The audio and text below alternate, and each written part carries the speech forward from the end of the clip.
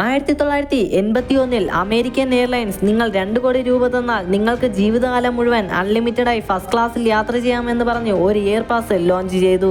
അതിനുശേഷം 6 വർഷം കഴിഞ്ഞ് 1987 സ്റ്റീവ് എന്ന ഈ വ്യക്തി ആ എയർ പാസ് വാങ്ങി എന്ത് ചെയ്തെന്ന് അറിയാമോ? അദ്ദേഹം രാവിലെ ആഹാരം കഴിക്കുന്നതിന് വേണ്ടി അമേരിക്കയിൽ നിന്ന് ഫ്രാൻസിലേക്കും, ഉച്ചയ്ക്ക് ആഹാരം കഴിക്കാൻ ഫ്രാൻസിൽ നിന്ന് ലണ്ടനിലേക്കും, അവസാനം രാത്രി ആഹാരം കഴിക്കുന്നതിന് വേണ്ടി തിരികെ അമേരിക്കയിലേക്കും ഫസ്റ്റ് ക്ലാസ്സിൽ യാത്ര ചെയ്തു.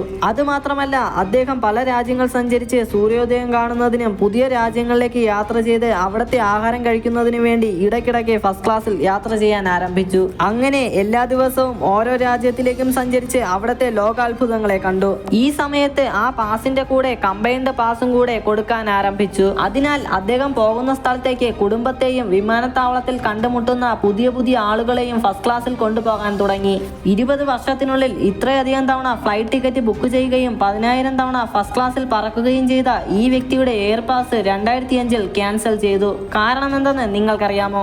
ഈ പാസ് വാങ്ങുന്ന ആളുകൾ 2 കോടി ചെലവഴിക്കാൻ പോലും യാത്ര ചെയ്യില്ലെന്ന് അവർ കരുതിയാണ് ഈ പാസ് ആരംഭിച്ചത്. എന്നാൽ സ്റ്റീവ് എന്ന ഈ മനുഷ്യൻ ജീവിതകാലം മുഴുവൻ ഫസ്റ്റ് ക്ലാസ്സിലാണ് യാത്ര ചെയ്തത്. അതും 181 കോടി രൂപ ചെലവ് വരുത്തി.